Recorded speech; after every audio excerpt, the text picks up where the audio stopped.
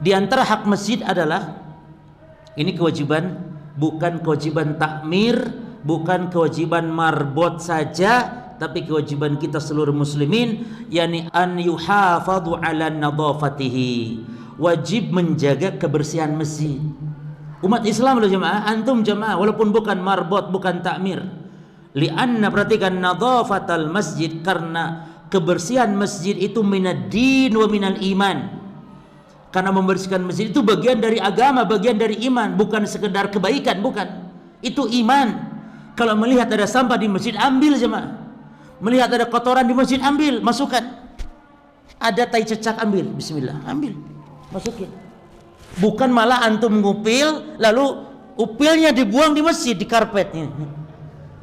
Gak boleh justru kalau ada sampah di masjid dibuang, karena di antara pahala-pahala yang besar adalah di antara pahala ibadah membersihkan kotoran dalam masjid. Makanya Nabi marah besar ketika melihat ada dahak di masjid.